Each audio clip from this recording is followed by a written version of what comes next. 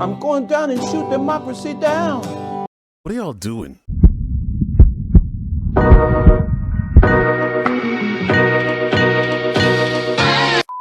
Just recently picked it up, thought I would try it out. I hate to hurt your ears and everything, but I'm just learning to play guitar. And so I'm compelled with a new guitar and with some thoughts about that old song, Hey Joe, you know, to give some commentary on where we are now. And if y'all don't mind, I'm gonna just strum a little bit.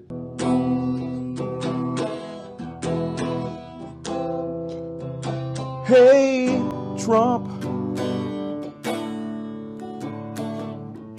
where you going with that gun in your hand? Hey, Trump, where you going with that gun in your hand?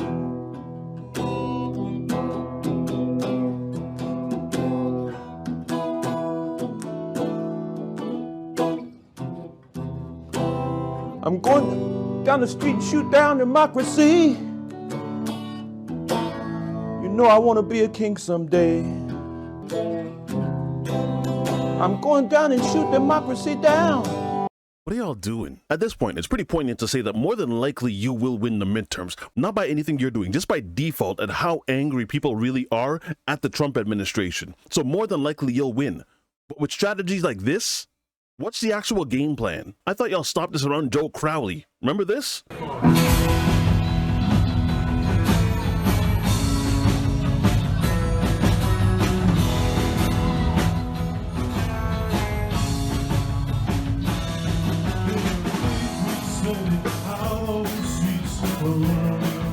You have an entire league of people that have expressed some level of dissatisfaction with the current administration. And rather than try to capitalize on that with some kind of strategy to gain a new following, you're strumming the guitar. You have the big, beautiful bill that largely split the Republican Party in half because in every corner, you had some conservative that expressed some level of dissatisfaction with something that they found in the bill, especially given the fact that they tried to pass it at 1 o'clock in the morning. People were already upset there. Nothing was done to capitalize on the people that were dissatisfied. You have the split between Elon Musk and Donald Trump, where Elon, for the most part, basically just calls the man a pedo. Again, a rift within the party. No one on the Democratic side capitalizes on that to just continuously hammer home the fact that Donald Trump has not kept up with his promises, especially the ones where he might actually be involved, namely the no release of the Epstein files. Trump has been deporting migrants to Lord only knows where, but then somewhat changes his mind when it comes down to migrants that work on farms that would benefit his people, then turns around and says he wants to deport migrants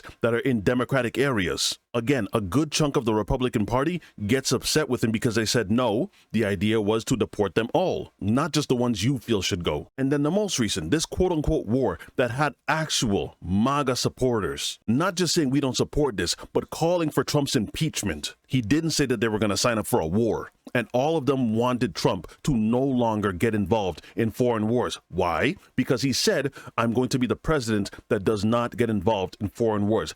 I'm going to be the peace president.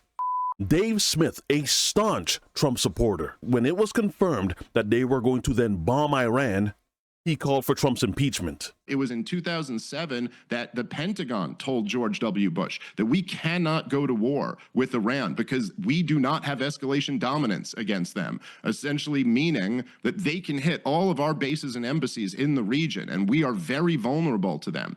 And we've already seen demonstrated since the Israeli attack that the Iranian, the missiles that they sent last year toward Israel, as many of us guessed, that wasn't really their best. They were intentionally making an attack that wouldn't really hurt anybody, that wouldn't really lead to a war, which Iran has done over and over again. But now we've pushed them to the point where they probably don't feel that they have the option not to respond. And Donald Trump telling them to come back to the negotiating table now is a joke. Yeah. I mean, what a impotent leader to be sitting there talking about coming back to the negotiating table. It's like sitting after Pearl Harbor and telling FDR, now's the time to go negotiate with the Japanese. Right. Negotiations are over now. The time for negotiations was before this. And so, yeah, Donald Trump looks, and man, I supported him this last year. I apologize for doing so. It was a bad calculation. At the time, it seemed like the right one. But he should be impeached and removed for this one. Wow. And not on some like not on some ridiculous Nancy Pelosi. Of course the Congress will never do it because they're all a bunch of, you know, corrupt hacks. This is the one thing they support. This is like the Donald Trump should be impeached and removed for this. All of his supporters should turn on him. It's the absolute betrayal of everything that he ran and campaigned on and everything that he stood for. And I will say, despite the fact that, you know, Donald Trump supporters have been labeled like a cult following, and that certainly is true for a percentage of his supporters, he is going to lose his coalition over this. And so for all those people that now say, I don't like what he's doing, and this is now where my support for Trump, we need to part ways. The only question that needs to be asked is, what are you offering? For all those people that are now having some doubts about their vote, what are you actually offering to sway them in your direction? Because if the answer is the same thing that you were offering in 2016, good luck in the midterms. At this point, there is a really high chance that the Democratic Party will sweep the midterms. But if you have nothing to offer, people might just stay home. So this won't let you take our democracy down, take it down to the ground. Understand that this is not a one-off. But we're not the only ones. I hope someday they'll join us. And then the one that really just came off is tone deaf. And that Representative Al Green be censured with public reading of this resolution by the Speaker.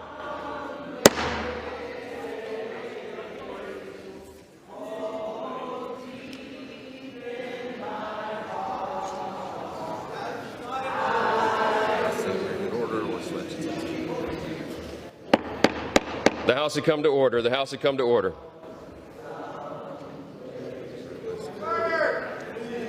What's it? And don't get it twisted, it's not all of them. Some of them are actually doing their job and holding people to task. The gentleman's time has expired. I now recognize Ms. Crockett from Texas for 5 minutes. Yes, Madam Chair. I'd actually like to subpoena the former head of DOJ. If we could subpoena Elon Musk. Can we take a vote on that? This hearing will suspend.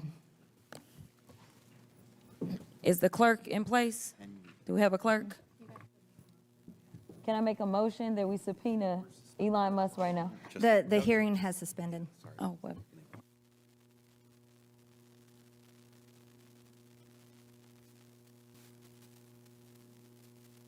Point of order, Madam Chair. We're suspended.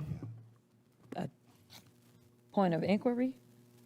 I'm trying to ask a question. The hearing is suspended. If you can have some patience, we're suspended. It's